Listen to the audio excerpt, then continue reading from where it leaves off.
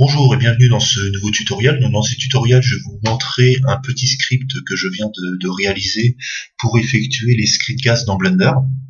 Puisque les screencasts dans Blender, lorsque l'on avait une scène de base, par exemple comme celle-ci, on va reprendre une scène de base, il fallait faire différentes choses avant de pouvoir faire le screencast. On pouvait le faire directement, il suffisait d'aller ici et d'aller dans Screencast.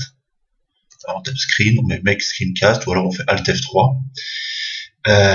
Mais le souci, c'est que, comme vous pouvez le voir ici, c'est que le screencast est tributaire de l'animation, de la timeline. Donc ici, c'est 25 images, donc à 24 images par seconde, ça fait à peu près 10 secondes. Donc vous pouvez lancer votre screencast, vous enregistrez l'écran, vous faites votre modélisation, mais vous pourrez enregistrer que 10 secondes. Donc pour cela, il fallait changer la valeur de n ici. Moi, ce que je faisais en général, c'est que je la mettais à son maximum, je la mettais à 300 000. Voilà. Donc ici, comme ça, on a vraiment quelque chose d'énorme. Voilà. Ce qu'il fallait faire également, c'est ici, c'est changer le nom. Bon, ça, c'est pas obligatoire.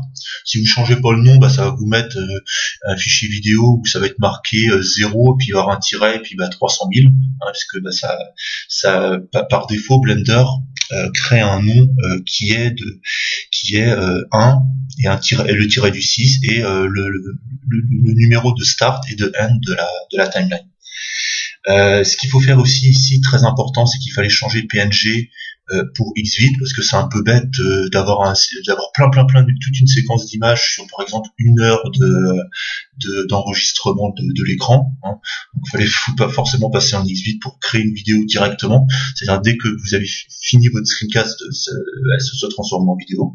Donc voilà, c'est plein de petites choses. Et puis ici, au niveau de la résolution, il faut passer la résolution à 100%, parce que si vous avez que la moitié, ça va vous faire vraiment une résolution pas terrible. Donc vous voyez la tâche de passer l'animation de fin à 300 000, la tâche de changer ici et de passer à Xvid et de passer à 100. Bon, vous pouvez me dire c'est assez vite fait, mais pour en avoir fait quelques-uns comme ça pour tester, c'est assez chiant à faire tout le temps, passer ça à chaque fois qu'on doit démarrer un screencast. Tandis que moi, avec mon script, hop, texte, voilà. Donc c'est vrai que c'est assez chiant aussi de démarrer le script. Il faudrait peut-être faire un script pour démarrer le script, mais bon, dans ces cas-là, faudrait démarrer. Ouais, bon, c'est trop compliqué. Mais bon, déjà, ça permet d'automatiser les tâches. Donc ici, vous voyez, j'ai mon script. Donc ici, j'ai cette ligne de code qui permet de passer, comme je vous ai montré tout à l'heure, la fin à 300 000, qui est le maximum dans Blender, de passer la résolution ici à 100%. Avec cette ligne de code là, de passer ici directement de PNG en Xvid, voilà, et ici de lancer le screencast directement, sans faire Alt F3, là c'est une commande qui lance le screencast, et ici full true, ça veut dire que ça prend l'intégralité de la fenêtre. Alors attention, avec le screencast, quelque chose que je viens de découvrir, c'est que si vous redimensionnez par exemple votre fenêtre ici, si vous la redimensionnez comme ceci, hop, le screencast il s'arrête. Voilà. Ne redimensionnez pas votre fenêtre, gardez votre fenêtre comme cela. Et ce qui est bien avec le screencast, c'est que vous pouvez passer sur une autre page et tout ça. Par exemple ici, je pourrais passer sur une page de recherche internet, ça va forcément pas l'enregistrer, ça enregistre que Blender.